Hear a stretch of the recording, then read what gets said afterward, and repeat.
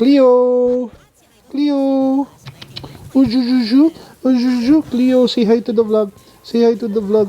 Ujujuju! Hey guys, Carlo here. Welcome to the vlog. In today's episode, I am going to bring you along because I am thinking of consigning some of my hype kinda gray level shoes that I don't wear anymore.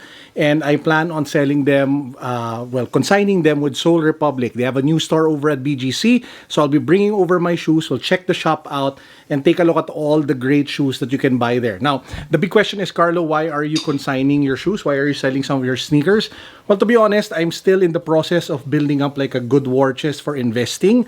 It's a great time to go into the stock market, at least in my opinion. Great time to invest in the financial market because the economy, in my opinion lang naman, and not a professional financial advisor, I just feel that it's on its way slowly going up, and there's like a great opportunity to buy into it today. So instead of letting some of the super crazy expensive sneakers here just, gather dust and stay in the boxes, I'm thinking, let's make that money work harder. Let's flip the shoes. Let's sell the shoes. Kahit malugi ng konti sa initial na binili ko, at least pera siya na nagtatrabaho for me.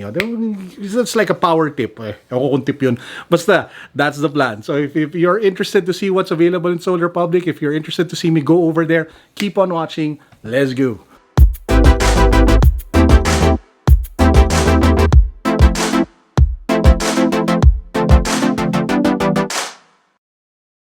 Now, initially, this is the sneaker that I planned on selling, which is one of my grails, which is the Nike Air Force 1 Off-White MCA. So it's in this blue color, nice silver swoosh along the side, super rare, super hard to get, crazy expensive. But man, the more I look at it, the more I just want to wear it instead of selling it. So instead of selling this one, hirap mag-let go. This one I will just wear today. This one though, I am super okay to sell and let go of. So this is the Travis Scott Air Force 1. I think I wore this once or twice. So it's not even like worn a lot. Just take a look at the outsole. It still looks pretty clean.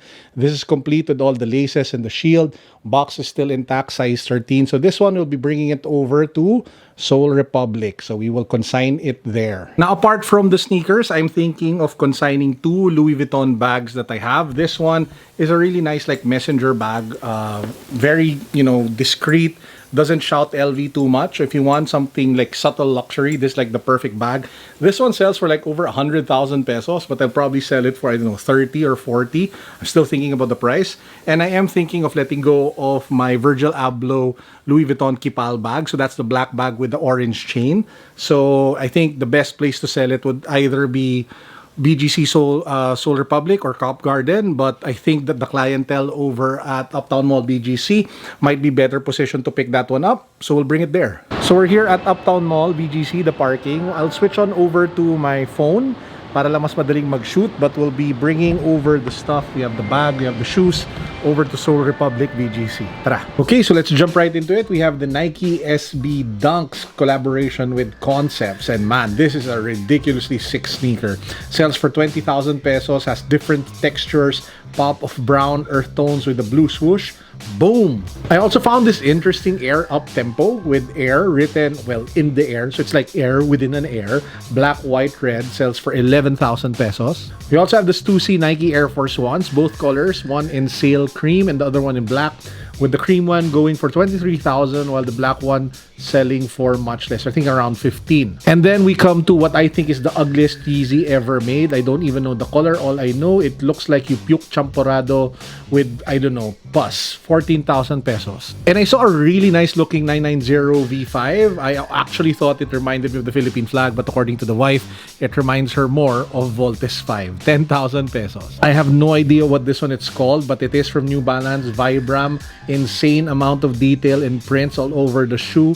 Sells for a little over, I think 10,000, can't remember. All I know that it is effed up and crazy. Something interesting, we did find a Jordan 4 COS. This one selling for 50,000 pesos or $1,000 in the black colorway. So if you want a COS shoe for 50K, this is it. I also found the Sean Wotherspoon Superstars with those tassels around the sides. Man, this is just crazy. This one, I forgot what size specifically, but they were selling it for 7,000 pesos. Hard pass for me on this one. The new Jordan 1 Yellow Vault is also here. 12,000 pesos. I think you can still get this one for retail, not too sure. But yeah, it's just sitting here, different sizes if you guys want one. They also had a bunch of other New Balance sneakers that I found to be so unique. There was this one 998 which had different elements of greens and flowers and forests. The other one is what looked to be like an 880. I think it's like a collaboration with Stray Rats. 22,000 pesos. Wow, very pricey. Now, one interesting thing is that they had a Ronnie Fieg A6 wall, so you guys check that out if ever you're in the area as well. Now, obviously, all the other stuff you can still find there, from the Travis Scotts to the Jordan 1 wall.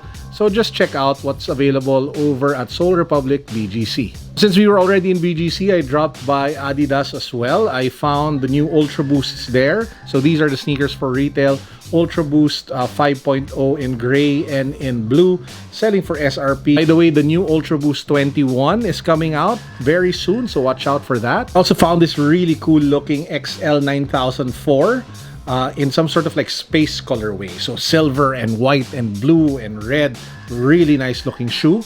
And they also had my favorite 4D, which is the Ultra 4D in the chalk color. I doubled up on this as they still had it in different sizes. So if you want one, check it out over there at Adidas BGC. One last interesting thing before we round out the sneaker shopping. I dropped by the FILA shop, and apparently there is a collaboration between BTS and FILA. They had a bunch of sneakers and apparel under the Project 7 X FILA collaboration. Again, this is BTS. They had several sneakers, some of them representing, I think, like signs, astrology signs, and they also had like a few bags and a few hoodies and shirts. So if you are a BTS fan and you find yourself in Up Town Mall BGC, drop by FILA, you might find something interesting. So yeah guys, obviously, wow, my hair is messy. Obviously, I'm back at home. I hope you enjoyed the video. I hope you are able to get a good idea of what sneakers were available over at Up Town Mall BGC, especially over at Sole Republiq. Now, before I end, just a quick tip. If you want to raise capital for anything, be it for business, sabihin natin gusto nyo mag-invest, if you want to put together like a new project, one of the best things that you can really do is to just take a look around you and see what you can sell. I mean, if you're into sneakers, a lot of those shoes, you can convert to cash. You can sell them for consignment at shops such as Sole Republiq. You can put them on Facebook Marketplace and sell them. Kasi a lot of the things promise around you, you can convert to cash, and you can use that money to either start a business and make that money work harder for you. Because at the end of the day, sometimes the problem with shoes is if you don't sell them at a profit, natutulog lang po pera natin. It's just depreciating over time. But if you can get the money back, if you can get the cash back, especially if you're not using the shoes anymore, or if you don't like the shoes anymore, then you can put that money to good use. You can invest it in a business, you can buy stocks, you can buy, I don't know, if you even buy Bitcoin if you want to. The end goal is to make sure that that money works harder for you and it doesn't just fade away into nothingness as your shoes, especially the ones with the soles that crumble, fades into nothingness. So, di ba, may power-up words of wisdom tayo for today. And with that said, I hope you guys enjoyed the video. This is Carlo, as usual, signing out. Peace. God bless. What's up? Yung pusa ko nandyan, oh. Pusa namin. Uy, mukhang daga. Boom.